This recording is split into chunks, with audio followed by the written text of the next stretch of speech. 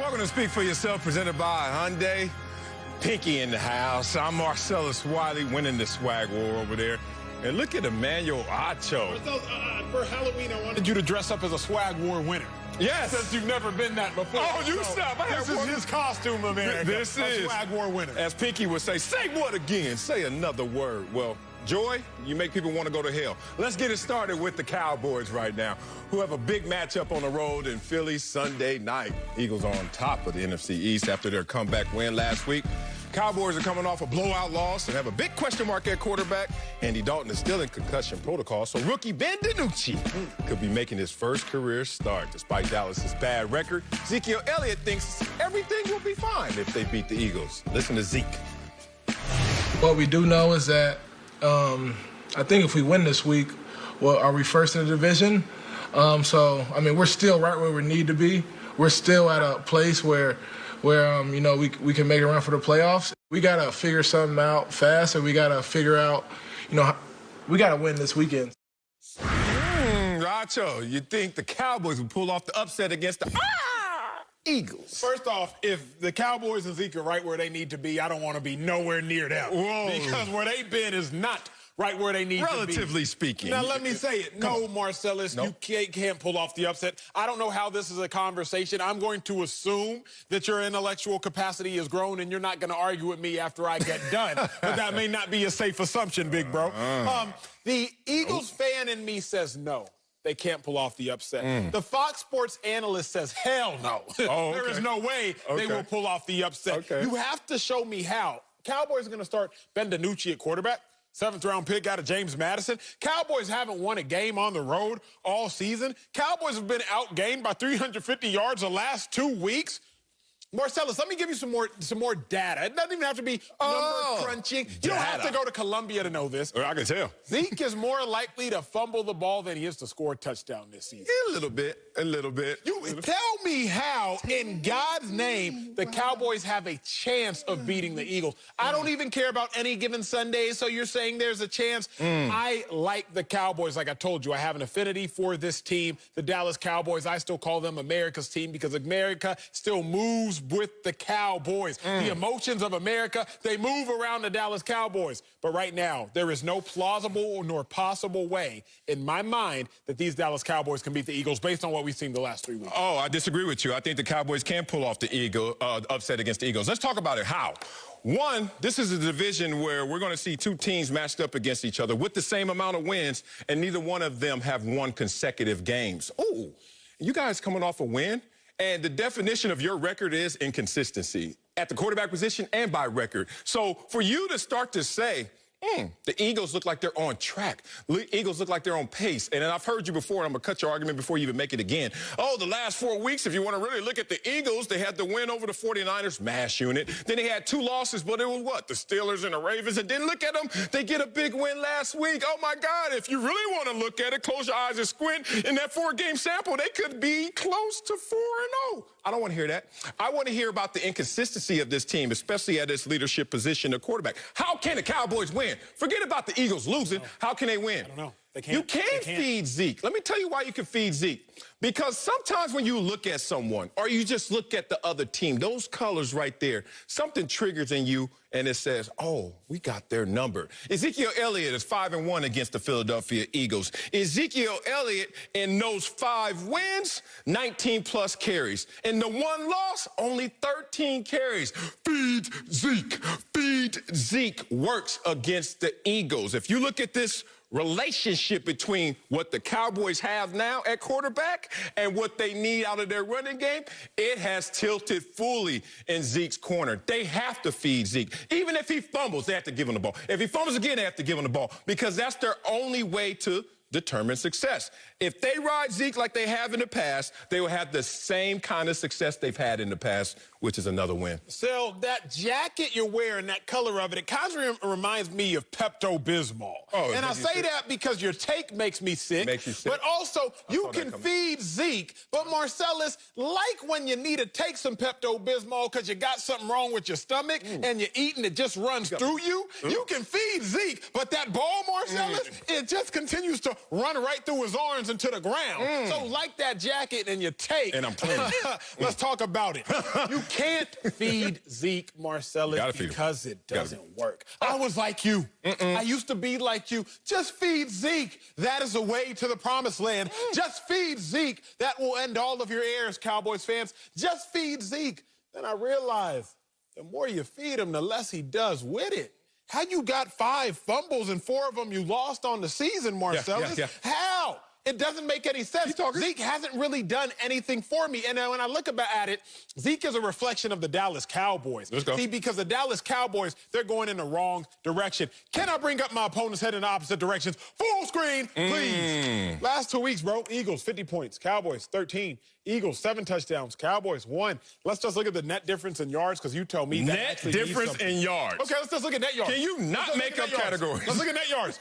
Cowboys have had 486 yards. Eagles have had 806. I thought yards don't matter. We're going in completely different directions. Who cares? You can't tell me about who the Cowboys were week 1. They don't have Dak Prescott. I'm not going to sit here and talk about, well, Marcellus, back when you were 24, you were probably a little more athletic, could probably run a little faster, jump a little higher. You're not the same person now as you were then. Cowboys aren't the same team now as they are then. If the Cowboys then, maybe they had a chance. Cowboys right now, no chance, sir. Yeah, I like my full screens better. That's why I'm the full screen king, because I use real categories. I don't get into net differential, average yard percentages. I thought you were smart.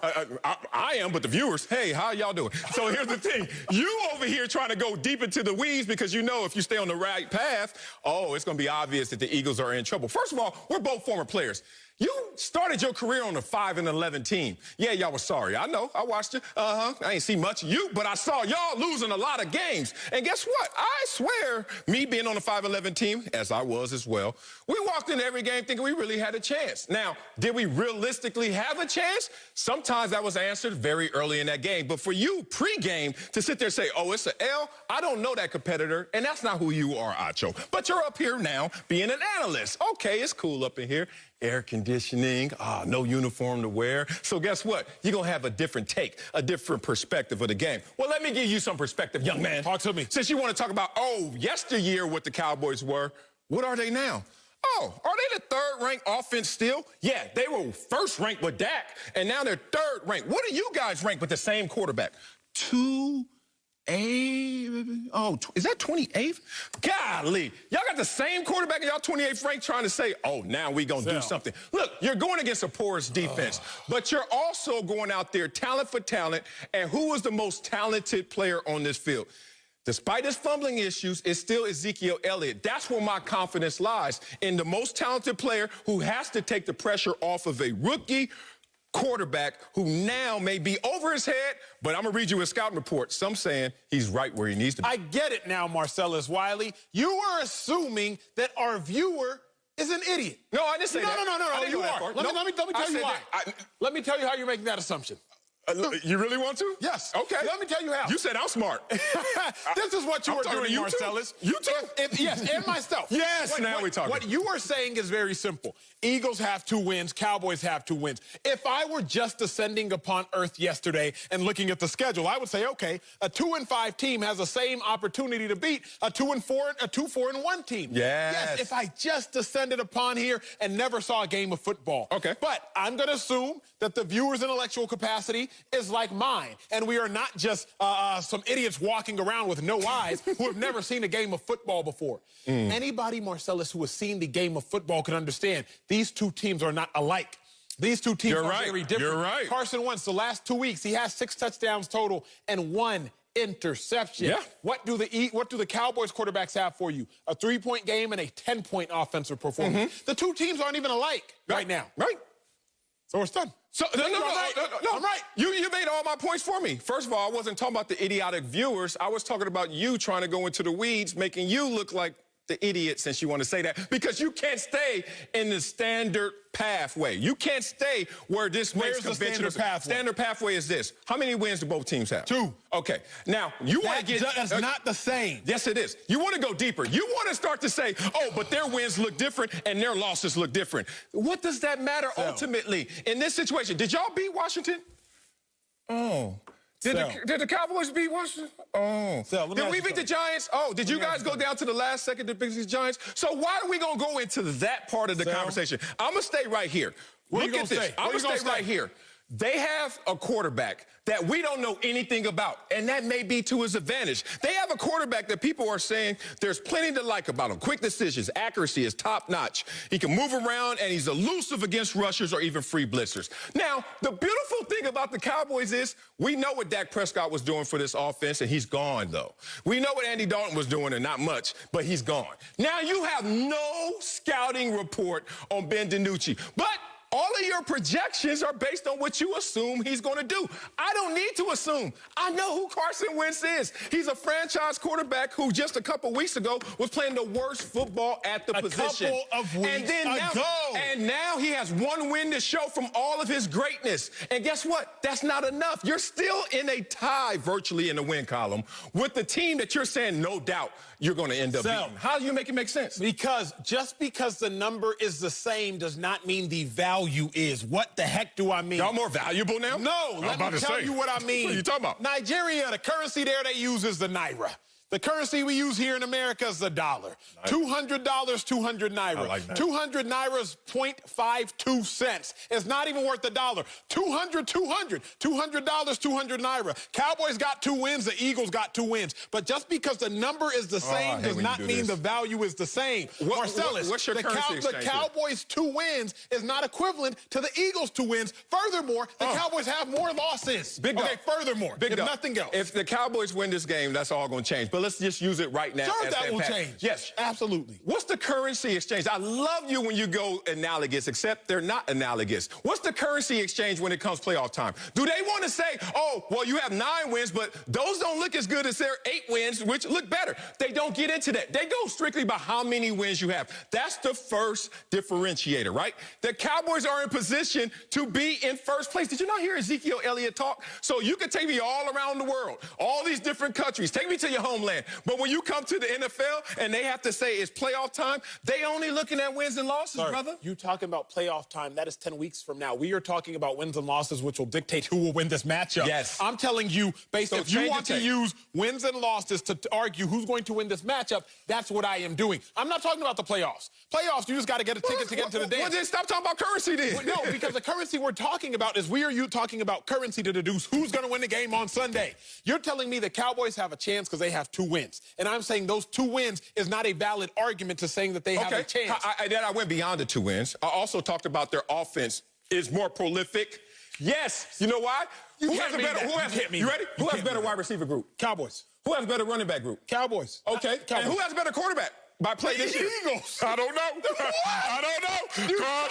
Carson Wentz. Carson Wentz right now. Marcellus. I don't know who Ben DiNucci is, but I do know who Carson Wentz is. Carson Wentz, the last 3 games, 75 passer rating, 84 passer rating, 91 passer rating. You want to go to the first better the last 3 games. Do you want to go to the first 3? Do you want to go back to 1990? I want to go body of work. I just like body of work, brother. I don't like to do it to make your argument sound better. I like body of work. Body of work is irrelevant. Marcellus, you said when you were 12 years old, you were a state champion in track. Time out, dog. When you were 12 years old, you were a state champion. I don't care what you did when you were 12. I love you. You're not analogous. Why do you go back to 12 years old for me, but not week 1 for Carson Wentz, not week 2 for Carson Wentz, not week 3 for Carson Wentz? NFL weeks are it's like dog years, bro. Yes. 1 week in the NFL is not equivalent to 1 week of real life. My point. So 6 weeks ago, Carson Wentz is not last week Carson Wentz. And last week, Carson Wentz doesn't tell you what next week Carson Wentz is because they've been inconsistent. Fair, but last week... No, don't give me no fair. It is fair. You're yelling at me all the time, but when I'm right, you're fair. I said fair. You need to say right. Hell, you talking about? It's not right. It is fair. They won 2 games in a row. What I'm saying... So why are you acting like Carson Wentz going to be the same 2 games? Marcellus, last week is a better indicator of next week than 6 weeks ago. That is correct. What's his name? DiNucci's? What's DiNucci's indicator then? Go. There is none. Thank you. I am going with the unknown and Ezekiel Elliott over what I know of Carson Wentz. DiNucci's indicator is that he was 3rd string. DiNucci's indicator is that he was a backup to Andy Dalton. We saw how good Andy Dalton was. So if Andy Dalton is starting over DiNucci and Andy Dalton is not good, let's talk intelligence. I think y'all are intelligent. I know he's intelligent. Let's talk about the transitive property. Okay. If A is greater than B and B is greater than C, then A is greater than C. That's the transitive property. Yeah, but not in sports. If Andy Dalton is greater than Ben DiNucci, and Andy Dalton was terrible, then that means terrible is greater than Ben DiNucci. That is the transitive property. Terrible is greater than Andy Dalton. Andy Dalton is greater than DiNucci. Terrible is therefore greater than Ben DiNucci. We can talk intellectually if you want to. That still undermines your point. That doesn't undermine my point, because you know damn well in sports, the depth chart is not indicative just on talent. It's not just, we're going to put them, first of all, Dak Prescott going to start. Andy Dalton, you're a veteran, you're going to be second place. I don't know what DiNucci is, and I'm not going out there representing them.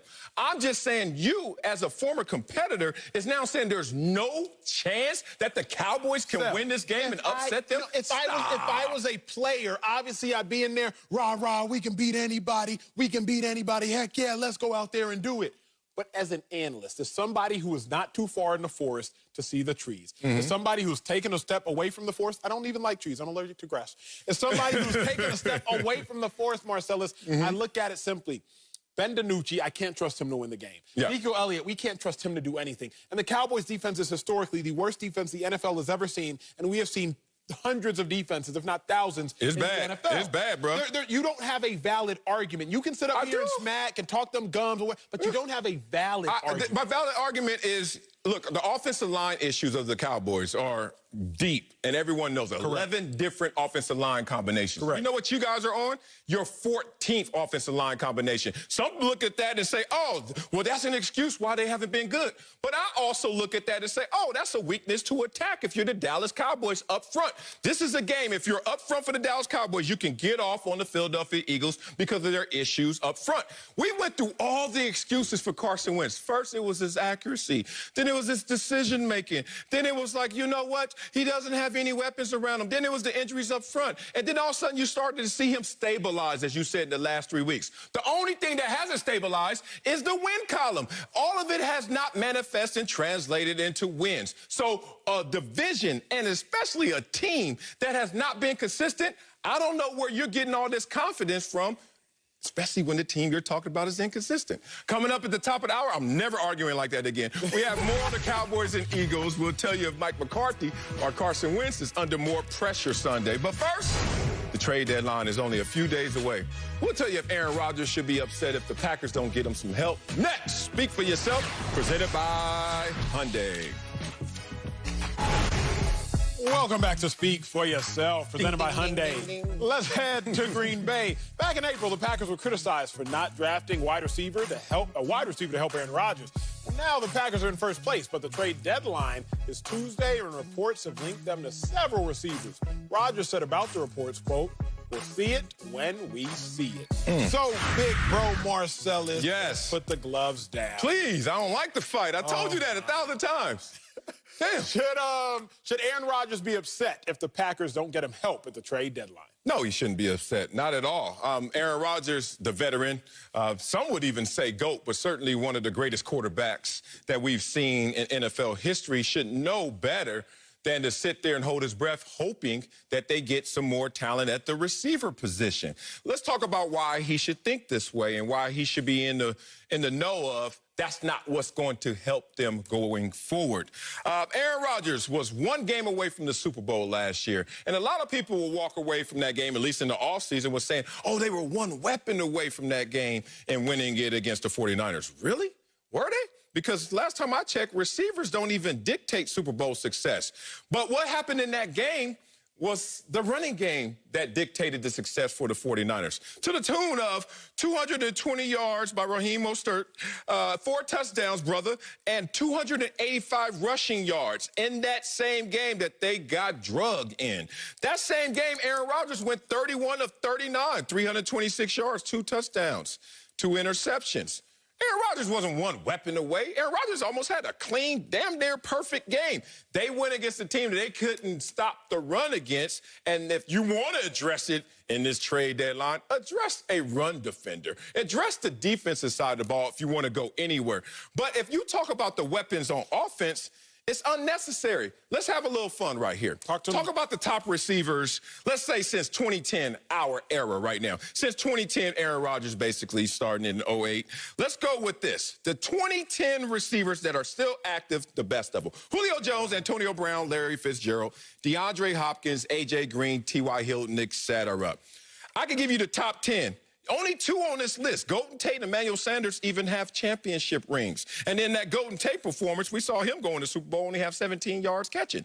So if you look at it, receivers are not what you should put your bets on in terms of getting over a hump and having championship success. The best receivers are still ringless. So Aaron Rodgers is smart enough to know if we're going to do anything in the trade deadline, we're not a weapon away. We're a run defender away. That's a fair argument, and Marcellus. I noticed that fair for you means right. I've noticed that. I wanted to put my gloves down this block, but again, I got to disagree with you. And it hurts my heart because a lot of what you said came from an educational standpoint, but it was a little misguided, sir. Let's go. When your quarterback's window is starting to close. Yes. We don't know how near the close it is, but when it's starting to close, you got to do everything you can to go all in. Let's look at Tom Brady last year with the Patriots. They tried to get Antonio Brown. It just didn't work. Made moves for Josh Gordon. It just didn't work. Let's look at Tom Brady this year. They gave him all the help that they could possibly give him. Let's talk about the Saints with Drew Brees. Kamara, they made sure to re-sign him. They did what they can because that quarterback's window was starting to close. You never know how long you're going to have with success. Again, I'm going to give you my casino analogies because that's where I stay. All right. So when you play in a hand of blackjack, when you play in a game and you dealing me, you're the dealer, I'm playing a game. I'm the dealer. If my shoe, that's the hand as long as you can play it. Yeah. If it's going well, you don't know how long it's going to last. Yep. So you got to go all in and strike while it's hot. Because before you know it, bro, it could be a bad shoe. All that is it could be a bad run, a bad streak of cards. The Packers have to strike while it's hot because you never know when you're going to be this good again. You never know when Aaron Rodgers could get hurt. Devontae Adams could get hurt for longer. You don't know if you're going to be able to retain your superstar running back or your star left tackle. You got to capitalize in the moment. You got to capitalize while it's going good. That's the problem the Packers have made historically. That's the problem they're making again. Here's the problem with that. The assumption, the premise is that Aaron Rodgers' window is closing. As Aaron Rodgers even told us, and he keeps telling us, I wasn't in decline. What the hell y'all talking about? What do you always quote and love? Oh, my worst season is some guy's career years. And then we had to go look back at the numbers and say, interesting, Aaron, you might have a point there. Then we look back to last season, and then we see them again with this early success. They were 5-1 last year. They're 5-1 again this year. Matt LaFleur is sitting there saying, my window's not closing, and I'm going to build a program for the long haul that can actually win a championship. So smart money, in your gambling analogy, is basically saying, not betting on a receiver. Look at the top. If you give me Julio Jones, you give me a ring, you give me a champion receiver. Look, how's that worked out for Julio Jones? This is no shots at the guys, but it just doesn't correlate. But if you want to do a correlation of top 10 quarterbacks, and let's see how many of them are ringless. Oh, let's go through it. Brady, Rodgers, Brees, Roethlisberger, Wilson, Mahomes. Oh, I just kept naming rings of the top 10 that are playing now, but the top 10 receivers playing now, you don't see the rings. There's just not this correlation. There's a sizzle effect that makes you think, oh, if you got another guy on the outside with Devontae Adams, everything's going to work out. Not necessarily. This was a 13-3 bunch that ran against a brick wall called the 49ers because they couldn't stop the run. Jimmy G threw 8 passes, brother. You know what? That's not a receiver issue for Green Bay. That's a defensive issue that you need to go fix and make sure you have balance. Here's the other thing I have to push back on you on. Insanity, sir. What's the definition? Doing the same thing, expecting a different result. Exactly. Doing the same thing over and over and expecting a different result. The last 6 playoff losses that the Packers have, they're teams that they lost to in the regular season. Yeah, that's real. Let's look at it real quick. The last 6 playoff losses. Last year, the 49ers lost to them in the regular season, lost to them in the playoffs. 2016, the Falcons. 2015, the Cardinals. Y'all can read, I understand that. But just digest that. The last 6 playoff losses the Packers have, they lost to that team in the regular season. Kill the full screen, let's talk. Let me talk to my big bro Talk to your dog. The Packers have 1 loss this season, Marcellus. Who is it to? The Tampa Bay Buccaneers. The Tampa Bay Buccaneers. Well, is that a loss or is that a beatdown? It was a beatdown. The Tampa Bay Buccaneers beat them 38-10. Last year, the 49ers beat the Packers in the regular season, 37-8. More likely than not, the Packers are going to see the Tampa Bay Buccaneers again. Like the Packers saw the 49ers again last year. I get that. If you go back to that fight, with no new weapons. If you go back to that same fight, we have seen 6 times historically that team will beat you again. The Buccaneers beat the Packers 38-10. The Packers basically saw it last year. You lost 38-7, go to the playoffs, and I think what you lose 27-10. I don't know off the top of my head. If the Packers don't make a move, Sal, they're going to see the exact same thing all over again like they've seen the last 6 years. Yeah, okay, we're looking at the same thing differently. So let me help us out and give us some clarity on this. Aaron Rodgers' issue when he runs against the foes that he loses to in the playoffs, he's seen them before.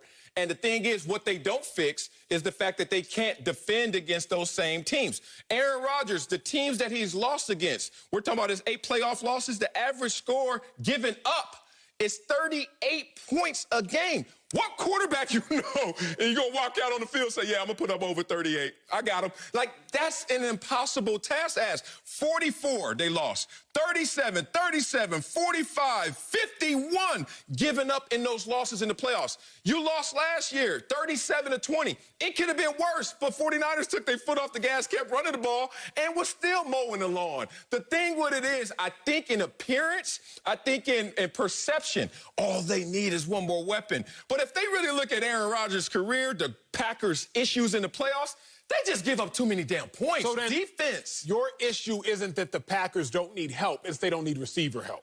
Look, I like this team. This team was one game away. If you find a way to be more stout on defense, you got something special there. But for all the attention to go towards Aaron Rodgers and the receiving crew versus looking at what's really holding them up, and it's been defensive. It's been run stopping. We could just look at it. And it's been a couple of hiccups. Look, they're supposed to stop somebody when they do an onside kick. In that situation, you're supposed to hold on to the ball, etc. But I think in large, man, everyone thinks the quick fix is the receiver position. But if you dive into the numbers, you dive into the details, and you even dive into the names that you're going to suggest that can come fix them, none of them is going to be the savior. None of them is the salvation. Here's what I know. My conclusive thoughts are very simple. Okay. If you got something going good, go all in on what you got going good because you don't know when you're going to get it again. And then when I also look at it, the last 3 NFC Super Bowl representatives last year, for San Francisco 49ers, they made a trade for Emmanuel Sanders at the deadline. Year before, the Rams, they did what you want and made a defensive trade for Dante Fowler, former first-round pick. Remember, the Rams had a great defensive line, added another first-round pick. Year before, the Philadelphia Eagles, they still had LeGarrette Blount, still had Corey Clement at running back, but they made a trade for Jay Ajayi. The teams that were good realized good is the enemy of great. Let me make up that difference between good and great. I think that's what the Packers have to do, make up that small difference. I like all those moves except the Sanders move as much. Look, Emmanuel Sanders, when he got off the plane, he didn't even unpack his bags and balled that week 1. After that, he only averaged 35 yards receiving after that. And let's get into the details, partner. All right, it's time to make our picks for this week's free-to-play Super 6 contest. Terry Bradshaw put up $1 million. Chump change for my man Opcho. It's up for grabs again this week. All you have to do is correctly predict the outcome of 6 NFL games. Sticking with the Packers, they're at home against the Vikings in of the matchups this week. So, Opcho, who you got? Winner and how many? Give me the Packers 38-20. 38-20? That's going to be ugly. Okay, I'll give them 31-23. Packers over the Vikings. Make sure you get your picks in before kickoff Sunday for your chance to be a millionaire. And for top stories, scores, and more, go to the Fox Sports app. Coming up, the Patriots are actually not in first place in AFC East. Say what? We'll tell you if Bill Belichick's dominant run in New England is over next. Oh, my God. Speak for yourself, presented by Hyundai. Blasphemy. Welcome back to Speak for Yourself. Bill Belichick's Patriots are dominant 35-5 against their opponent on Sunday, the Bills. But things aren't what they used to be. Patriots are on a 3-game losing streak and are currently in 3rd place, looking up at Buffalo. Patriots safety Devin McCarthy thinks they can't worry about the franchise's past success, saying, quote, I've always said that when you talk about Super Bowls won in the early 2000s, it doesn't have anything to do with us. Super Bowls won after 2010, that has nothing to do with us. So I would say right now, you'd be crazy to think coming to the game that we're the team to beat. Ooh, Acho, ouch. Is Bill Belichick's dominant run in New England over? Big bro, this sounds like a hot take. It's not. His dominant run is, in fact, over. And I've heard so many different theories on this. Oh, Bill Belichick is tanking. NFL players haven't intentionally tanked. We saw that last year. The Dolphins tried to tank. That didn't work. Nope. Marcellus, You know when you're walking through your house and you stub your toe and you don't feel the pain instantly, but you know it's about to hurt? It's coming. Because it takes time to travel. Yeah. You know when you outside on a rainy day or you're inside looking out your window on a rainy day, you see the lightning and then you hear the thunder because it takes time to travel. Marcellus, what I realize is the college game is an indicator of what will happen in the pro game. Okay. Where is Acho going with this? Let's go there. Let's go. In the college game, we saw that the spread offense was starting to take over. That's never going to make its way to the pros. Look at the NFL now. It's all spread offenses. In the college game, we've seen that the authoritarian head coach is losing his power. Nick Saban, wait a second. You ain't won a national title in a few years now, and you was winning them things, and you were in them things every year. You didn't even make it to the college football playoff this last year. But who was there? Dabo Swinney, head coach of Clemson. They have a barber and a slide in their players' lounge. Who was there? Lincoln Riley, the young Lincoln Riley. Who was there? Ryan Day, cussing out Harbaugh on conference calls. Wait a second. Okay, Acho, where you going with this? Yeah, Let me take you there. going? Let me land the plane. Yeah. In the NFL, who's been in the Super Bowl as of late? Andy Reid. Everybody knows, jolly old giant. Who was there? Doug Peterson. He had players with green hair on his team the year they made the run. Who was there? Sean McVay. What is going on? I am starting to see the authoritarian head coaches, Marcellus, from the college game lose a grip and in the NFL game lose a grip. You got to be able to adjust with the times. Bill Belichick is the greatest football coach in the National Football League of all time. All good things do, in fact, come to an end. I don't think this is hot take-ish if you really look at the fact that the college game is an indication of what will happen in the pro game. In the college game, the authoritarians have lost their power. In the pro game, the authoritarians have lost their power. It's a new age athlete. There's new age media. There's new age social media. You got to respond to those athletes differently. I'm going to end my first lap like this. You called them boys yesterday what you called the opt-out boys. Opt-out boys. Bro, there is a reason that the Patriots have the most players to opt out. There's a reason that Rob Gronkowski, a surefire first ballot Hall of Famer, chose to retire, chose to chill rather than play in New England. Then as soon as Brady comes back to a different team, Rob Gronkowski gets sprinting back to play football again. There's a reason for that. Y'all can read between the lines. Look at you. Look at you. All right, so you want to make that take was, hey, came with some heat now. It came with some heat? Came with some heat. Yeah, microwave heat. You know how that's different, like it'd be hot on the outside. You're like, damn, I got to put this thing back in there and it cook all the way through. I like it, though. All those coaches you named, too, none of them, add them all up. None of them have more rings than Belichick, and you can add them all up. They still don't have more rings than Belichick does. So I don't know if his demise is so sudden and it is so soon right now. Let me say something, and it's not a Wileyism, but you were talking, and I was thinking that no one saw Bill Belichick coming. Remember his first 6 seasons, 5 of them were losing seasons. People were like, oh, he was a great coordinator, but you know how it goes when you have early failures. Oh, yeah, great coordinator, but you're over your head as a head coach. Remember, no one saw Bill Belichick coming as now the greatest coach of all time. So nobody can tell me when he's going, and that includes you as well. Now, it's not a Wileyism, but he felt the effect of that. Boy, be out here praying for his downfall, praying for the Patriots' downfall. This is a situation where if you're the Patriots and you're Bill Belichick, the opt-out boys come into play. Look at all the losses that have occurred to Bill Belichick just this year.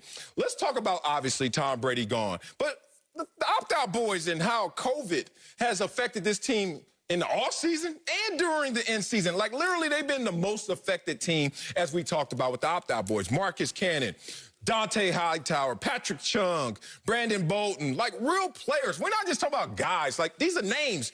And you lose your quarterback, you lose continuity, you lose the offseason, you lose training camp, and then you pick up a guy on June 28th by the name of Cam Newton who doesn't necessarily fit your style, but you're going to make this work. And Cam Newton came out in the first few weeks. It looked amazing. It looked above expectation. But now everything has regressed to the mean because in reality, you haven't had the reps, you haven't had the time, and you haven't had the practice hours. This is a team that for a stretch of 9 days only practiced twice, had to fly out same day to play a Kansas City Chiefs. Wait a minute. We got to land on the same day we playing the Super Bowl champions? Yeah, that's the cards that were given to the New England Patriots this year. So when you're talking about the demise of them, I see no signs of it. If anything, all of your evidence as if we're in the courtroom. All of your evidence has been tampered with. All of it, because this entire season is not something that you could have a premise to suggest that his demise has come. Nothing is the same, and nothing will be the same as this offseason. Until we have a real offseason, regular schedule, regular situation, then you could tell me how Bill Belichick's not great anymore. Let me ride with you. And again, I'm not saying that Bill Belichick's not great. I'm saying his dominant run is over, but let me ride with you. Good point. If the evidence has been tampered with, Bill Belichick's the one who tampered with it. How, Sway? You said they lost so many players. They lost their Hall of Fame quarterback. They lost the opt-out boys. Who dictates that? Who dictates that? Who dictated Tom Brady not coming back? Brady could have stayed. Exactly, but why didn't he? Because he didn't want to. But why didn't he want to? Exactly. It's all pointing back to Bill Belichick. Why didn't Rob Gronkowski want to play there? He had 19 surgeries. But he came back. He in so many ways, everybody is saying it's a Bill Belichick thing. The opt-out boys, I'm with you. COVID played into effect. Adante Hightower, I know he had his first child. Patrick Chung, different issues. So many different issues. However, there is a reason why the central person that so many of these players, Marcellus, are choosing to either not, they're all choosing to not play football or go play elsewhere. A lot of it has to do with the head man, Bill Belichick. My coach told me, he said, the fun is in winning. The fun is in winning. Football is only so fun if you're winning. Because the players for the Patriots said, Tom Brady gone? We might not win again. Shh, let me be one of them opt-out boys. Y'all starting a new band? The opt-out boys? Stop that. Yeah. Give me, y'all got room for one more? I can play the bass now. The Patriots, the players that I've talked to them, I'm sure you have talked to them as well. Close friends with some of the star players on the team. It's only fun because we be getting these W's. I mean, and I'm talking about like captains, like, hey, it's worth it because we win. As soon as you see that you've lost your chokehold on winning, I think you're starting to see the domino effect of players leaving and Bill Belichick not being able to retain power. Again, I see it very simply. If the college game is an early indicator, we've seen it in the college game. We're now seeing it in the pro game. It's interesting. We got to bring in our Fox NFL analyst, LeVar Arrington, settle the score up here. So, LeVar, is Bill Belichick's dominant run in New England over? This dominant run is over. This era of a dominant run is over. And it's based upon identity. It kind of goes to both of the points that you guys are both making, right? When you think about it, it was my year and the year before, 1999, 2000, where you saw this identity and this definition created the Patriot way. Well, that wasn't just Bill Belichick. We love to give all the credit to Bill. But it was a Ty Law. It was a Chris Slade. It was you name it, right? Who was the Bledsoe was the quarterback. You had a great quarterback starting. Teddy Bruschi, all these guys that are on that team. Lawyer Malloy, Troy Brown, David Patton.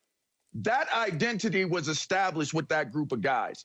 Then you bring in Tom Brady, who understands what that Patriot way is, and that's why the coach was able to speak to him the way that he did, teach him the way that he did, and then you start plugging and playing. So now you can bring in different guys to be corners, different guys to be receivers, Wes Welker, Amendola. You know, you look at like the tight end that came in the same time as Gronk was doing better than him before Gronk became Gronk. The system was in place, guys. The identity was created. I think when you lost Tom Brady, they underestimated the amount of identity that was going out the door with Tom's departure. That's why I was always adamantly fighting and battling you guys, talking about when they brought in Cam, to say that Cam was going to become the starting quarterback when Stidham was the one that was the recipient and the beneficiary of being behind Tom Brady and understanding what the Patriot way is and the processes of what it is that you do in order to play the game the way it's supposed to be played. Now you're seeing a group of guys that cannot overcome the things that they've been able to overcome in games years past because that identity is gone. Here's my issue, LeVar, and I like everything you said. I think everything you said was actually correct, but there's one part I want to zoom in on. You said when they lost Tom Brady. That's the exact point I'm talking about is when they lost Tom Brady, you let the genie out the bottle. And you can't put the genie back in the bottle. Can't put him back Bill in. Belichick was going to have a chokehold over the NFL as long as he had Tom Brady, as long as he still had that genie and he could say, hey, can you give me one more wish? Can you grant me one more Super Bowl? But as soon as he let the genie out the bottle, as soon as Tom Brady left, he lost that chokehold over the NFL. To become a dynasty, to become dominant, you're also going to need a quarterback. How do we submit that the Patriots are all of a sudden going to have, groom, and dominate again as though Bill Belichick's not about to turn 69 here in the next several months? I don't see how he has another dominant run. I don't see it how. It's over and done with, and we have to come to that reality. Again, I'll say this on this lap. Nick Saban, 2 days ago, the great Nick Saban, Alabama Nick Saban, defensive-minded, always Nick Saban said, the game of football is different now. Defense no longer wins you championships. When I heard that, when I said, oh, my God, the game of football physically has completely changed, I said, wait a second.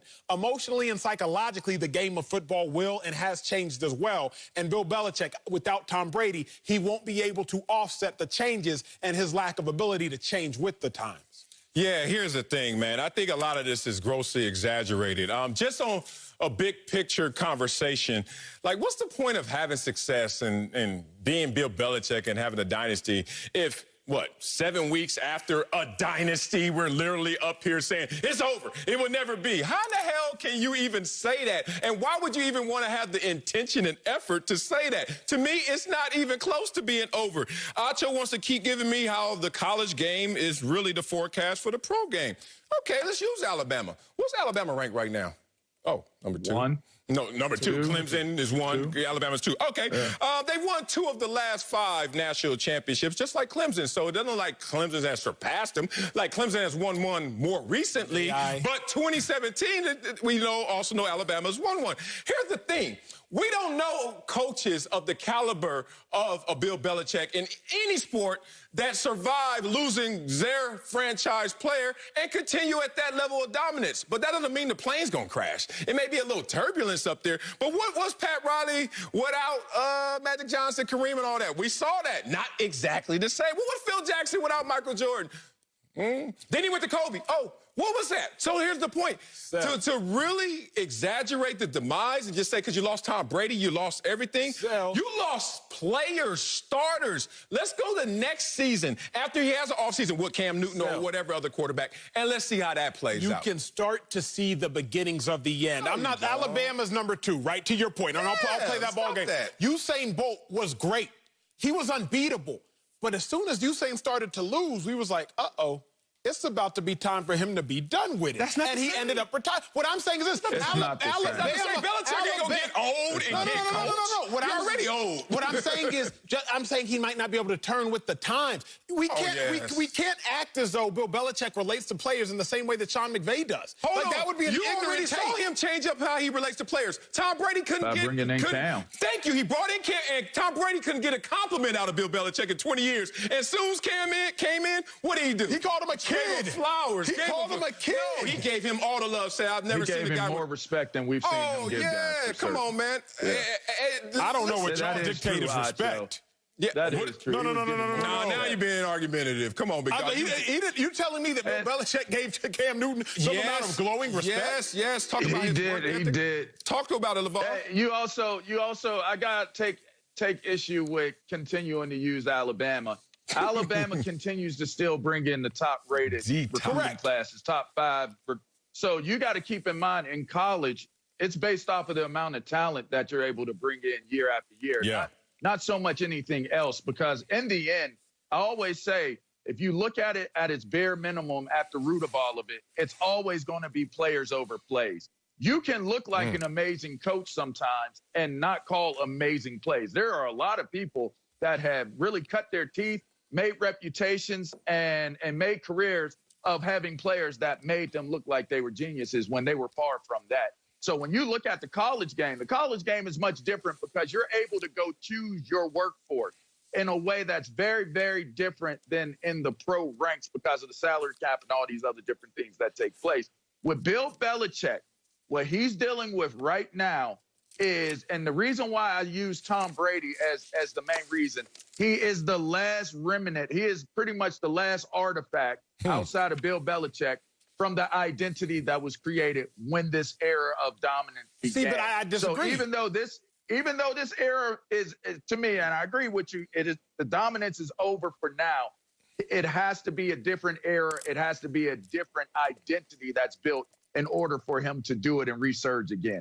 Here's the culmination, the nucleus of the thesis statement of my argument is very, very simple. Let's go. As coaches, it's also what you can get out of your players. It is what you can, it's not just the players you get, it's what can you get out of your players. Players have changed. People have changed. What moves us as human beings has changed. The same old philosophies that moved players in the early 2000s, even in the mid-2000s, is different than the philosophy and energy that moves players right now. We have seen younger, different, more pliable coaches get more out of their players as of late in the NFL. Again, look no further than the coaches that have been in the Super Bowl, from Shanahan to the Jolly Giant and Andy Reid to Doug Peterson to Sean McVay. Dominant players. Sure, dominant players, but he's gotten the most out of his players. The Eagles did not have players. The Eagles did not have crazy dominant players when they won the Super Bowl. Nick Foles, people don't even think he should be a starter. Jason Peters was not on the field. Who was that dominant running back? Jay Ajayi, who didn't play 2 years later. Alshon Jeffrey, who really hasn't played since. The Eagles did not have dominant players. Doug Peterson got the talent out of those players. So we can't just sit here and act like, they have the most dominant players. No, that's a fair point with the Eagles. But name all the rest of them that they're dominant players. Yeah. Belichick, right now, 20 years, Belichick's been known as getting the most with the least. Like, he's been making household names out of guys we didn't know anything about. Belichick or Tom. They were together, so now you're trying to extract it, and since Tom is gone off to instant success. Is Edelman still as good? Edelman, y'all was both on the Belichick bandwagon back now in the day. Now he's hurt. But look, I don't know. Said I was wrong for saying Tom Brady. No, I'm still on the Belichick bandwagon and the Tom Brady bandwagon. But since you leave each other, it's not instantly I have to give you the report card. That's my issue with it. His mantra changes after 20 years and 7 weeks when it's been the same for 20 years. That's kind of interesting. The defense has fallen off, y'all. And we're not even talking about what Belichick in terms of his offense, and we know the issues with Cam Newton and the turnovers. But the defense went from 1st to 17th right now. So all of those opt-outs and losing a Dante Hightower and the captain and guys on that side of the ball really is taking this effect. All you need to do is, you said yesterday, Acho, either you're rebuilding or reloading. I think right now they're reloading, but I dare you to take your shot at Belichick right now. Let me ask you this. He's going to keep that vest on called I'm the best at it. Let me ask you this. Is it a coincidence that the Patriots had the most players opting out? Like, do you think just of the 32 teams, do you think that the Patriots have the most opt-out players because of the coaches? I think it is all. Look, if I have I didn't get my wife pregnant and base it off the NFL schedule and COVID and Bill Belichick. Like, it all coincidence. It all came in coincidence. It was 100%. If you ever had a kid, you know. Coincidence for you, Marcellus. I personally don't think it's a coincidence that the same team that had a player retire in Rob Gronkowski and come back is the same team that has the most mass exodus of players leave during the COVID opt-out period. Belichick is not the most hard-ass coach. That's coincidence.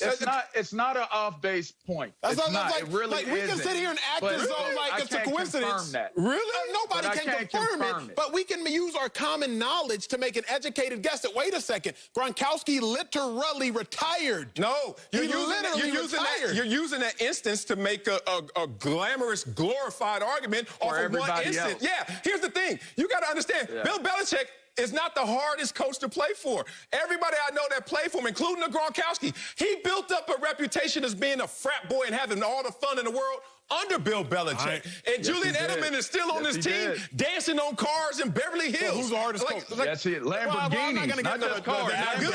They're not good. I'm not going to get into the Adam Gases and all that nonsense. So Belichick doesn't run the tightest ship. He just runs a ship that, look, if you buy in, we going to cash out, and it's usually going to be a ring. Hey, there's about that work out there on the streets, too, by the way. Keep that in mind. Bill Belichick, he had some riders on that run. I can't talk to you. Coming in break on Sunday. Le'Veon Bell is facing the team that released him. It is Friday for real. We'll tell you if he's more worried about a win or revenge against the Jets. Next.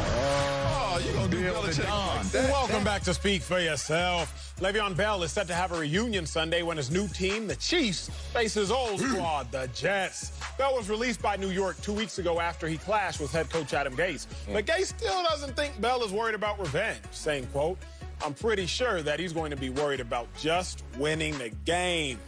Uncle LeVar is back with us. But Marcellus, Yeah. is Le'Veon more worried about revenge or the win when facing his old team, the Jets? Oh, he's worried about the win because that's the ultimate win. That's the ultimate success. That's the trump card. That's the big joker in the deck when you can slap somebody in their face and say, look, we won. You ever seen the guys in the middle of the field beefing? What's up, homie? What's up, boy?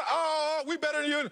And someone points. You know what they're pointing at? The score. They're pointing at the scoreboard because that matters most. Not just in an individual ego matchup, but because of the consequences of the team that loses. We all know in the NFL work week, coming in on a Monday after a win versus coming in on a Monday after a loss is night and day. So if you're Le'Veon Bell in this situation, you don't want to go out there and just say, look, I got mine, but we didn't get ours. So he's going to have to look at it like, I'm going to take Revenge Street all the way to Winning Boulevard, and that's my destination. Make sure ultimately we get the W. Big bro, we gonna say the same thing, but say it differently. Okay. I think he's more worried about revenge because he ain't got to worry about the win. You don't have to worry about something that's guaranteed to happen.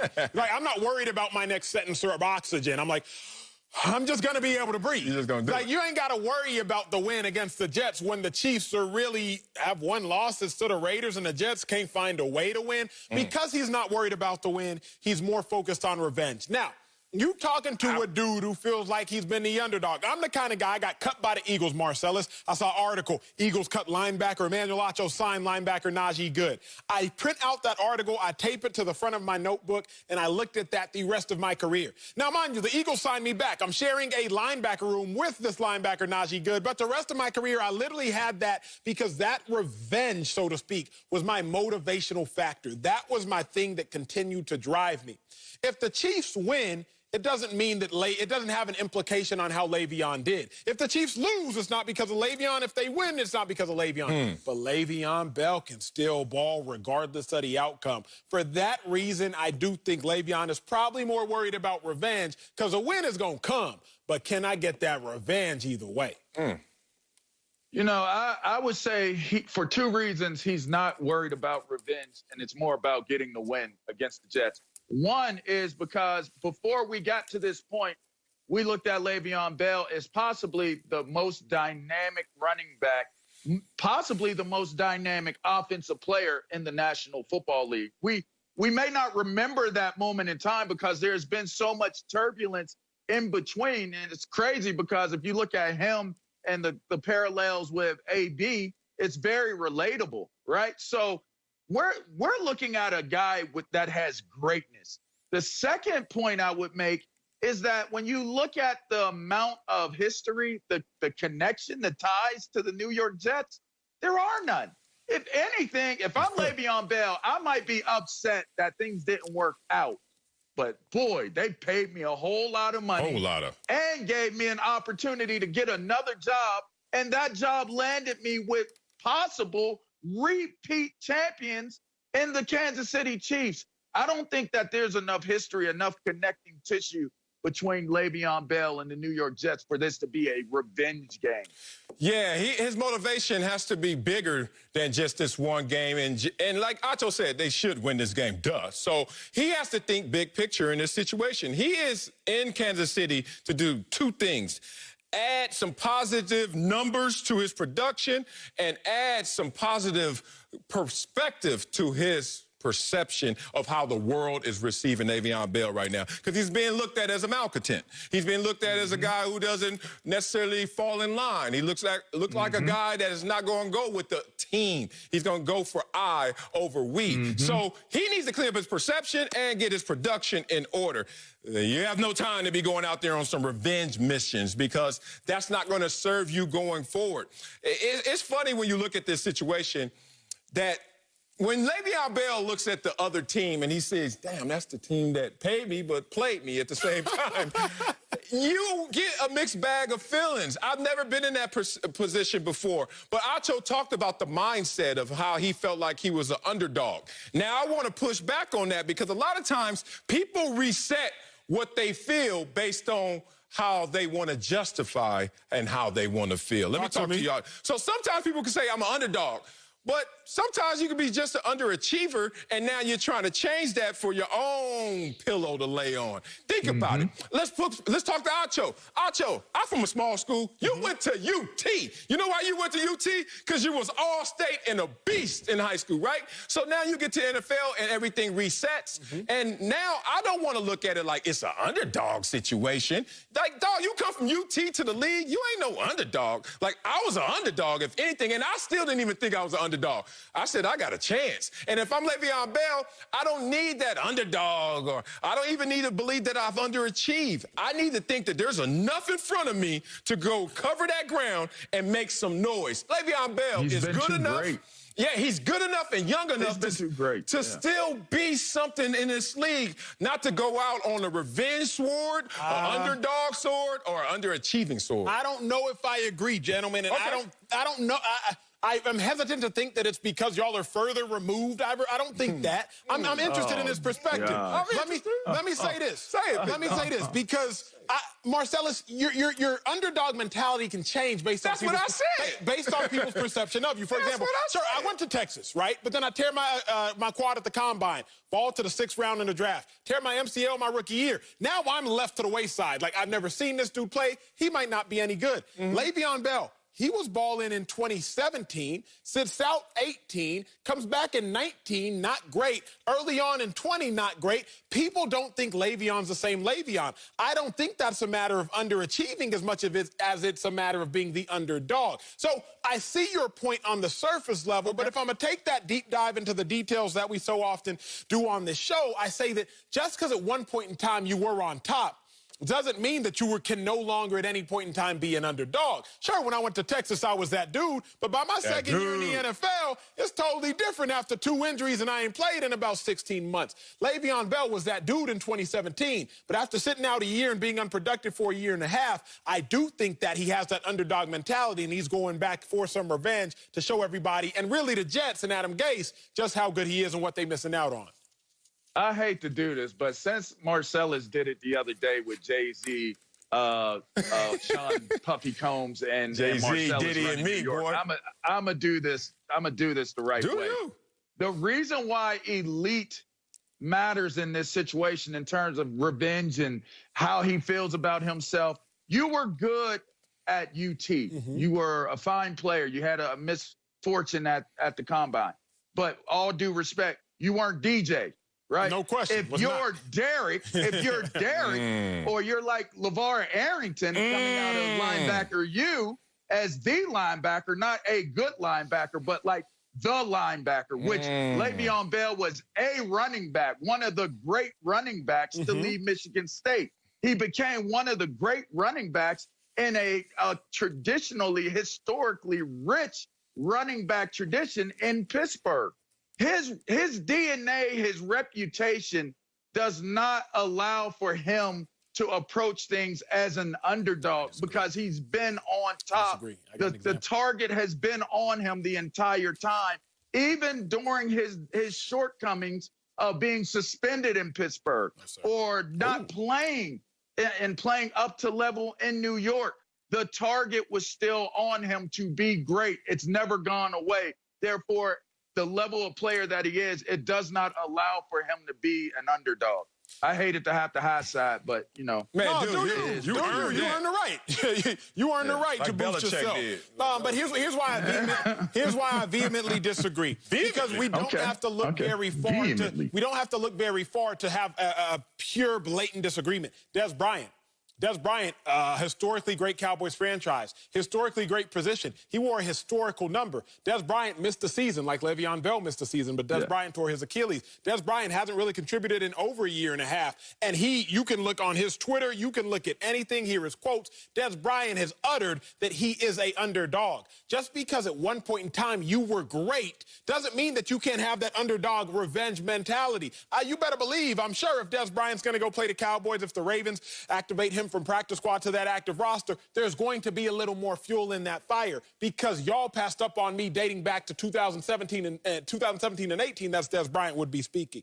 So Lamar, the reason I disagree... It's not a bad pool, The reason I disagree is because there is an exact example. Historical franchise running backs, Pittsburgh Steelers, Le'Veon Bell, historically great. Historical franchise, Dallas Cowboys, historical position, Dez Bryant is historically great. He was an underdog, has an underdog mentality. I think the same could be and is said of Le'Veon Bell. Oh, man. Not a bad point.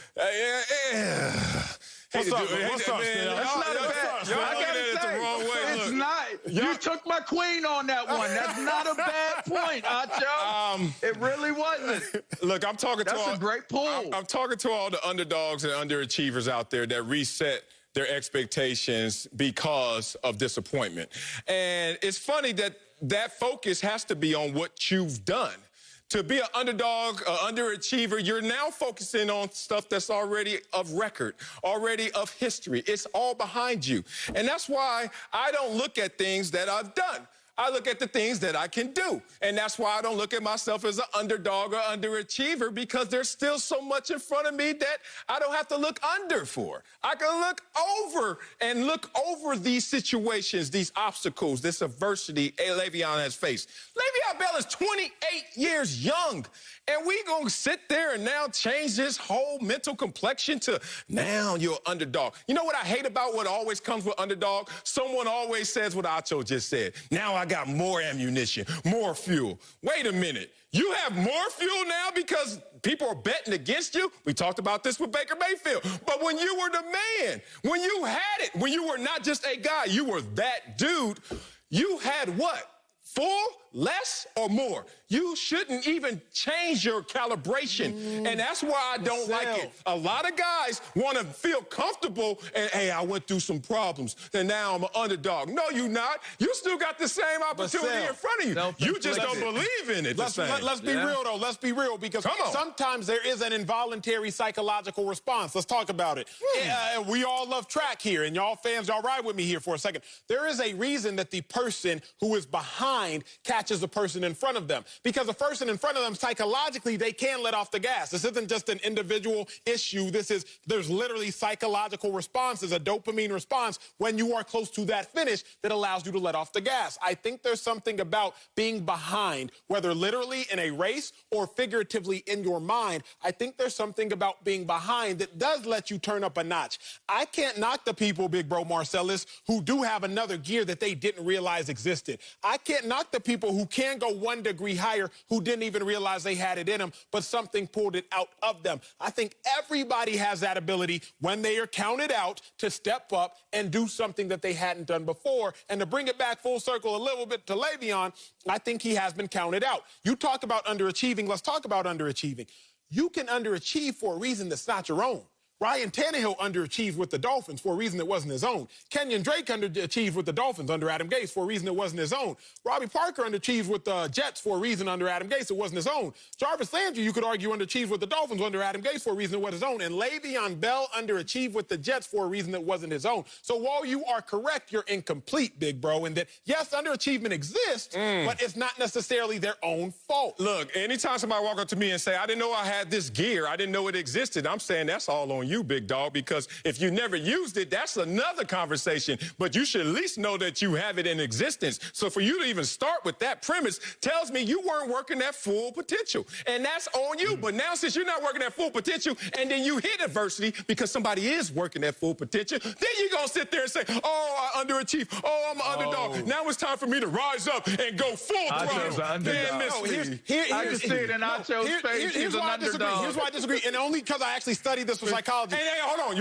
Your track analogy is wrong. No, friend told you. Disregard it's wrong as well. Say this. Because the 400-meter champion was in lane 8. Lane 8. World record is lane 8. I'm just letting you know.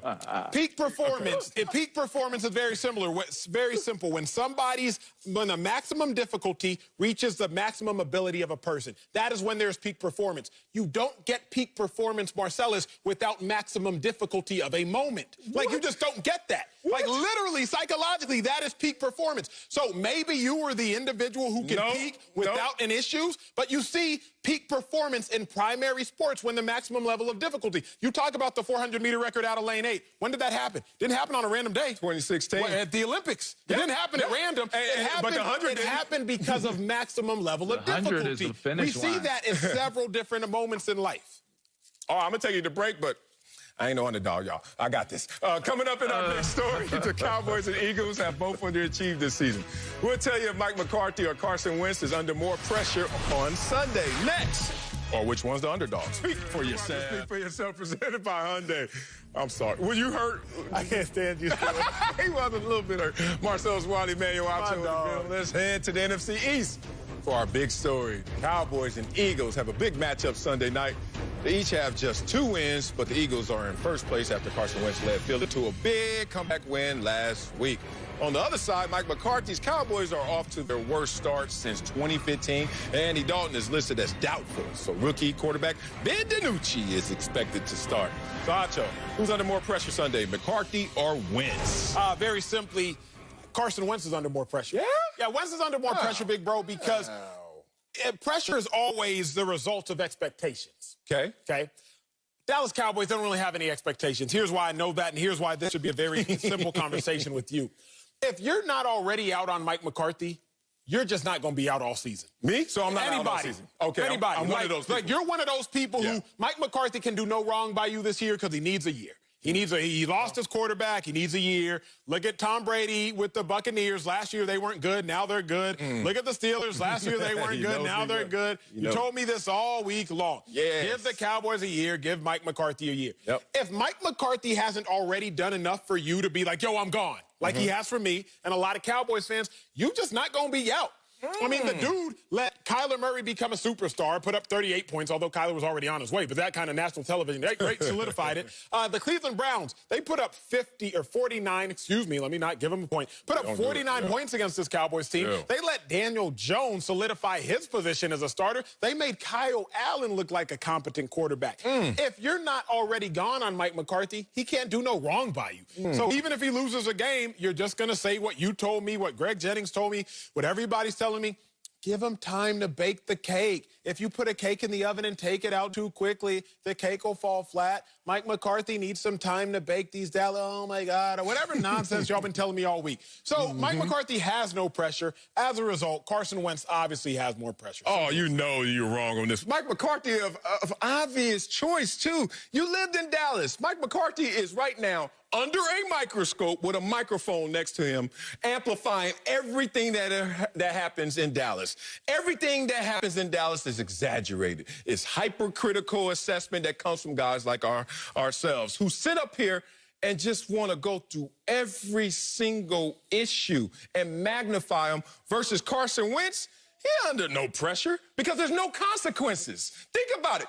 They're stuck to him because of his dead cap number, $77 million. So if there's pressure, there has to be consequence. There's no consequence when you're talking about Carson Wentz. We've seen him play good, we've seen him play more bad, and we've seen him play the most ugly. And still, no benching and no sign of him being off this roster. So if there's no consequence, but there may be a consequence, according to Acho, when it comes to Mike McCarthy. He should be gone. If he's not gone by this year, guess what? You're not a guy that's just going to ever see straight. Hold on. If there's a consequence for Mike McCarthy, then maybe there is more pressure because he has to do something. I don't see that with Carson Wentz. Carson Wentz can lay another egg, which he's done a lot of times this year, and nothing's going to happen to him. So make it make sense. Bro, it's funny. We're using the exact same argument on different people. We flipping it. No, it's him. With that Spider-Man, we doing this. No, it's you. We're doing the exact same thing for different people. What's going to happen? Look, here's how I look at it. Jalen Hurts did get more and more snaps while the Eagles were struggling week after week. Yeah. So we've at least seen an opportunity. Week 1, Jalen Hurts was not even active. Yeah. Nate Sudfeld, the backup quarterback, was. Week 2, Jalen Hurts was active but didn't play. Week 3, Jalen Hurts was active but played 3 snaps. Week 4, Jalen Hurts was active, but now he actually got carries. By week 5, Jalen Hurts was active, and the offense was actually a lot better when he was on the field. Not necessarily taking snaps, but on the field. I do submit that in the event Carson Wentz does play bad against a historically terrible defense, then There will be issues for Carson Wentz. Against the Cowboys, what are you supposed to do? Carson Wentz, you basically got to be flawless. Like, you have really very minimal to gain and a whole lot to lose. That, to me, says pressure. Whereas Jerry Jones has already come out and backed Mike Nolan somehow. He's already backed Mike McCarthy. Jerry said earlier they don't have a leadership issue. What? He said that like on Monday. I agree. So Jerry Jones has already backed his head coach. Mike McCarthy can do no evil this year. I think this whole year for Mike McCarthy is simply going to be a mulligan. You get a pass. Let's rack it up next year. Well, let's not exaggerate what Jalen Hurts has done in terms of impact, even though we have seen it increase and it correlated with bad performances from Carson Wentz. One pass completion. Like, let's not act like he got in there and got some reps. Yeah, hold on to the football as you become a running back that one day will mature into a quarterback, but only one pass completion. Let's talk about who Jerry Jones is. There is no void in terms of leadership with this team. There's just an absence, and it's a big difference. A void is, what we going to fill it with? An absence is, we know we're going to fill it with. We just need Dak Prescott back in the building. We need this culture to be redefined, and Jerry Jones will give it time. Jerry Jones, of all the coaches I see under Jerry Jones, who had the fewest amount of years? Chan Gailey, 2 seasons. Then Wade Phillips, who was a winning coach, but still Wade Phillips 3.5 seasons. So Mike McCarthy, a championship coach, is going to get his opportunities to go out there, not just this year, but next year to show, hey, Tampa Bay, losing team last year, change quarterback, boom. Oh, Pittsburgh, not a winning team last year, quarterback got knocked out, our quarterback got knocked out this year. We'll see what happens next year. I just think that you've got to have building blocks and patience going forward, and I see Jerry Jones having that. Coming up, Cam Newton says Sunday's game against the Bills is a must-win. Woo! We'll tell you if we have an issue with his choice of words. Next, Speak for Yourself, presented by Hyundai. Welcome back to Speak for Yourself. Let's talk about Cam Newton. He's been struggling this season with 5 interceptions, 0 touchdown passes in the last 2 games. He even called the way he's been playing, quote, trash. Cam said it, not me. Cam added just how important it is to turn things around this week. Y'all take a listen. This is a must-win for us, and I'm going to control the things that I can control. And, I have 2 or 3 more days to prepare. And that's what I plan on doing. And listen, man, good vibes, good energies. You got to speak things into existence. My main focus is to play, a better version of what I've been playing here lately, protecting the football. And that's the key to victory. LeVar is back with us, but Big Bro Marcellus, do you have an issue with Cam calling this game a must-win? I do have an issue, just in general, with must-win games because you know how I know. It just suggests that you weren't given 100% more because why do I need hyperbole to tell me that let's be committed this week? We are all in this week. We have to win. When isn't that the mantra every single week, big dog? Oh, it's not? Or are you really doing a sell job for those on the outside? So it doesn't land well with me. Trust me, I'm internally motivated enough, and I'm going out there giving you my all. That doesn't mean perfection in performance. I'm going to make mistakes. That's built into the equation. But in terms of me being focused and giving full effort, never question it when it comes to me. But I understand this is a team game, and not everybody rides that wave. But then you get me to this place where this is a game where they need to win, but it's a game between impossible and improbable that they will win this game. So what room does Cam Newton leave himself and his team if they walk out of Buffalo, a place where, look, they've won 15 of the last 16 and the last 8. What if you take this L and it was a must-win? What happens then in terms of the psyche of this team as a collective? So for me, I don't need to hear the must-wins. Just go out there and win, and then we'll take that press conference. Big Bro, I disagree. You knew I would. I know. It is a must-win, but as a team, it's basically a must-win. Individually, for Cam Newton, it absolutely is a must-win. I might lose you on the team part, but rock with me for the individual for a second. Let's go as the individual. Cam Newton, he has 5 interceptions the last 2 games. Tom Brady hadn't thrown 3 interceptions since 2011. Cam Newton did it last year. I draw that parallel because Cam Newton is currently the quarterback for the Patriots. But why individually is it a must-win? Cam got benched in the 3rd quarter last week after his 3 picks. Cam Newton does not look great right now. If Cam gets benched again, he might not come up off that bench. Only one team saw Cam Newton as a starter going into this year. If he gets benched by the one team that saw him as a starter, there is a great opportunity that Cam Newton doesn't play again after this season. Why?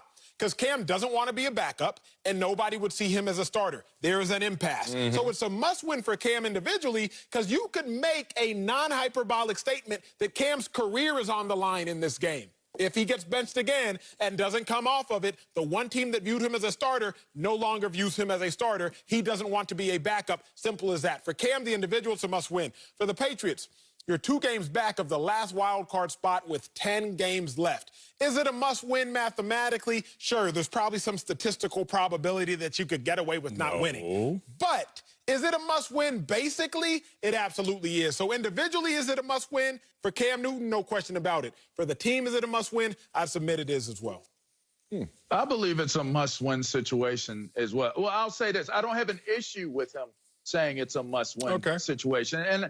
And I don't look at the reasoning and the thought process being totally based upon being behind an 8 ball. You know, I'm a military kid. All right. I always make it a point to mention my father is a wounded warrior, fought for our country in Vietnam. Some of the principles that I have applied in my life, especially in sport, is related to that of the military. If his unit gets dropped off into the woods, it's a must-win situation. All right.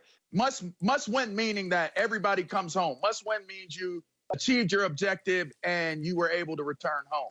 So to me, you don't necessarily have to look at it as, well, where was the superior effort, the supreme effort before it became a must win? So I don't look at it. I don't subscribe to the fact that you have to be behind or something had to wake you up to turn it into a must win.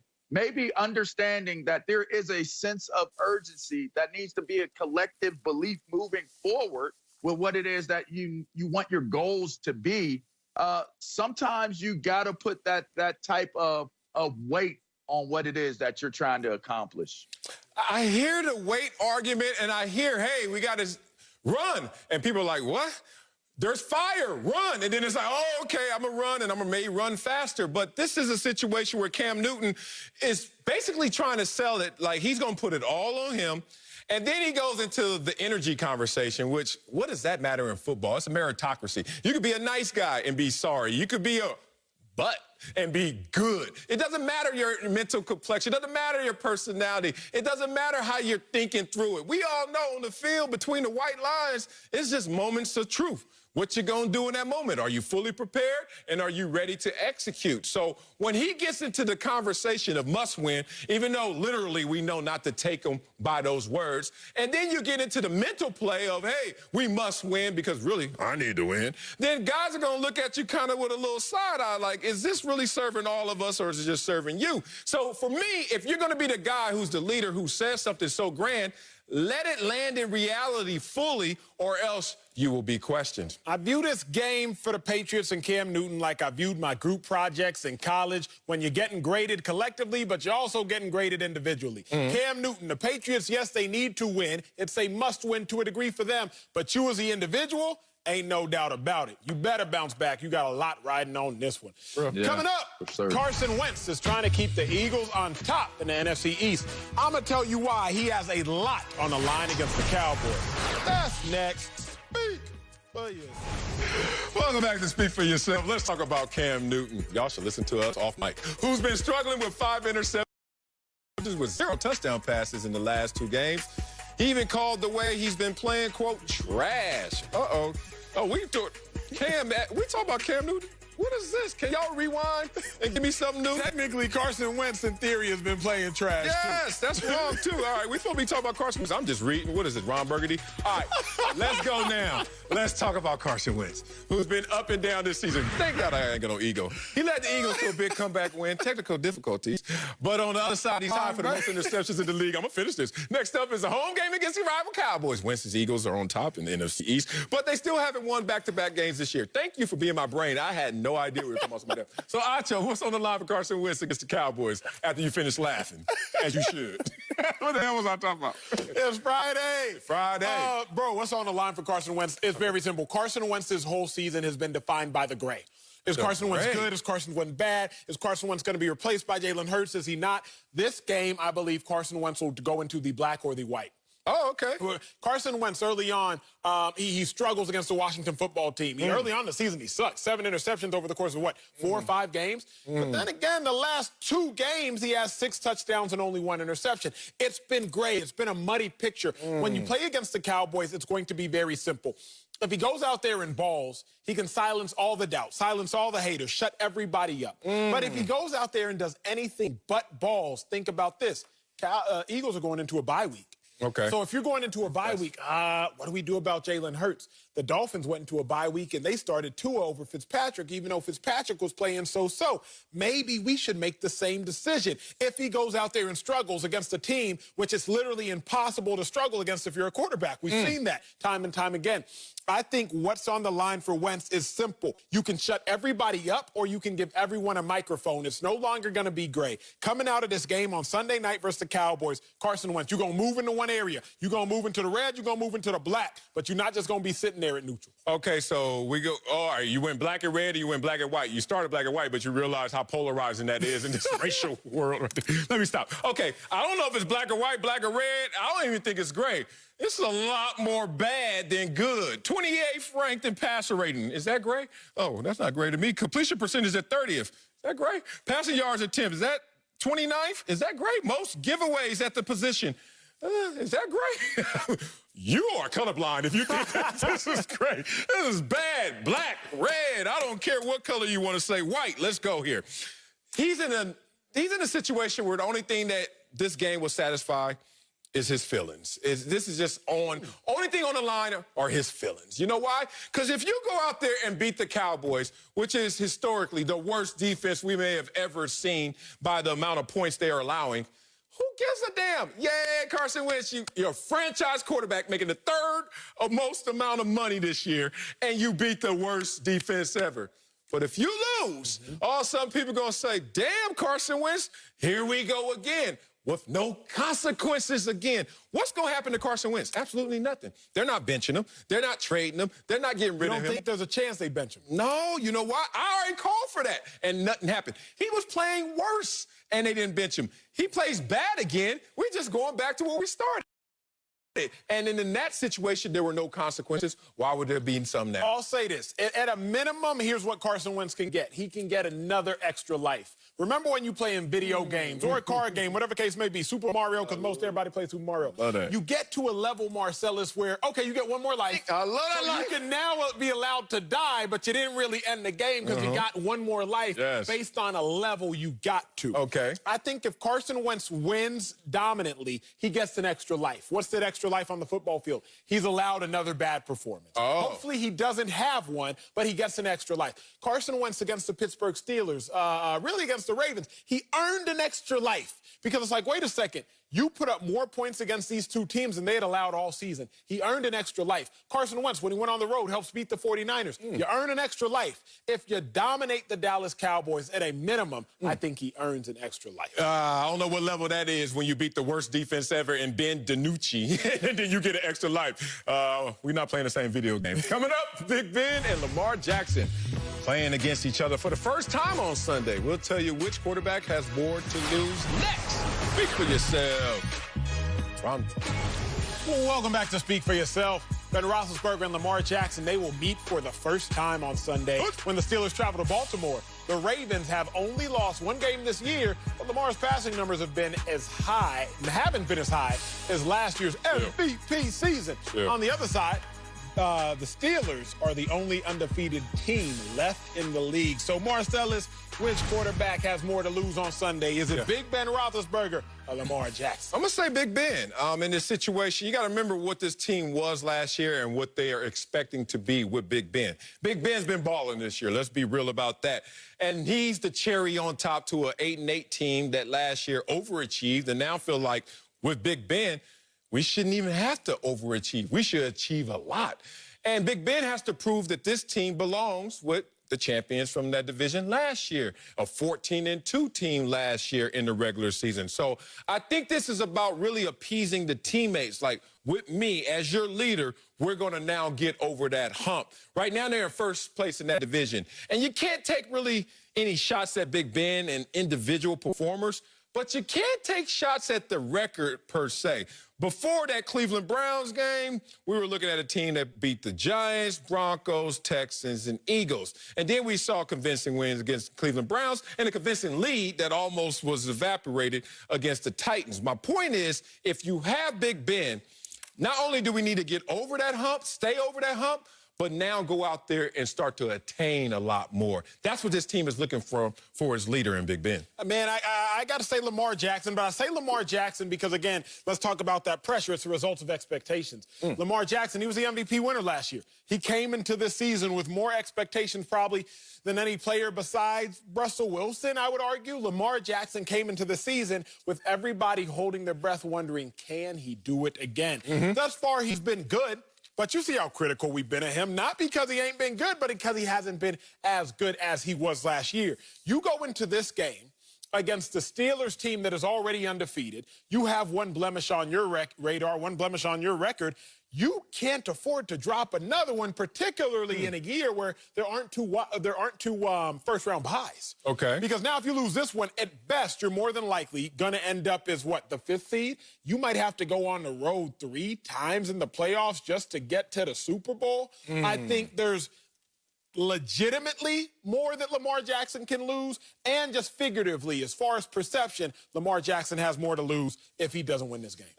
First, I'm going to push back on that whole Lamar is looking good, but not the same. That unanimous MVP pace, he has one more win than that pace of last year, one fewer touchdown than that pace of last year, and 3 fewer picks, which is actually a positive from that same pace. He's right there at the same time. We already talked about that. Your eyes have adjusted to that bright light, which is Lamar Jackson. It happens. But Big Ben in this situation, last year they didn't do anything without him. 8-8, overachieved. You know, you get the moral victory of it all, but they didn't achieve to the Pittsburgh Steelers brand that level. Now they got Big Ben with that defense and all these young receivers that are showing up with James Conner. They're like, we are a ready, loaded team with an unblemished record. Steelers win, they're 7-0 with a 2-game lead.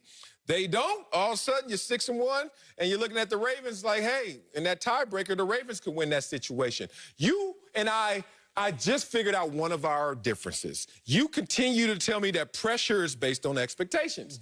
I don't believe that. For me, pressure is based on consequences. Like, I only feel it when it's like, yo, something's going to happen if I don't do it. Then the pressure mounts up. Like in a Super Bowl game or even a playoff game because it's do or die. I don't care if you think we're going to win or not. I care if we don't win, something's going to happen to us. In this situation, if you're Big Ben, and you go out there and lose to a team that most are saying is not the same as last year, despite them having the best NFL point differential Baltimore Ravens are. But if Big Ben doesn't win this game, there's going to be some guys in that locker room looking around like, are we going to get over this hump? Because we didn't now, and we were unblemished before this moment. But let's talk about the individual, because I feel you're on the team. But as an individual, if Lamar Jackson and his Ravens lose, that's a real story. Like Lamar Jackson, is he done? Is Lamar Jackson going to be the same as he was last year? I give you that. But if Big Ben loses, we're just going to be like, he didn't really play great last week. He threw 3 interceptions against the Titans, but they still won. I don't know if we are going to have the same visceral reaction to a loss from Big Ben as a loss from Lamar. Therefore, as I look at it, you might be right when it comes to statistical metrics, but I think there's a layer in which you can't quantify. There's a layer in which you can't necessarily qualify, which is what's the perception going to be around the quarterbacks based on what happens on Sunday. Well, coming up, Uncle Jimmy joins us, and I hear he's calling one of us out for our wardrobe. Uncle, what you wearing? You think? That's next. Speak for yourself. The guy in pink, baby. Before we go, Uncle Jimmy is with us. So I hear you have an issue with something one of us is wearing. Acho's incomplete outfit. Take it away, Uncle Jimmy. Look here, Mike. Wiley, you heard the phrase monkey see, monkey do? Wait a minute. Yeah, kind of. Okay, that means that just cause Acho wear a pink suit don't mean that you can too. Why you Look here, man. Acho has style. Acho got grace. Okay? He gives intelligent answers. You come out here every day looking like a broke-down ass Pink Panther. Okay? Let me tell you something. Acho, I respect the hell out of the fight that you did today, man. I tried, huh? You know what I'm saying? You came out here and fought a gentleman's fight. You told Marcellus, you told him up front, hey, man, I'm going to let you have the spotlight today. I'm going to let you, have it with that jacket. Okay? You called the ultimate play. You told your team, hey, man, let this dude score. We got to just let him score. Now, what do Wiley want to do? He want to showboat. Hey, man, you look good, Wiley. I'm giving it to you, all right? Yeah? You look like a tall, dark, and sexy bottle of Pepto-Bismol. That's what the hell you look like. Y'all gonna be putting my head on everything now. I look a mess. I ain't gonna lie, I look great. Uncle Jimmy, chill out, big dog. Put your face up. We'll see something that doesn't look great. All right, have a great weekend. Fox Bet Live.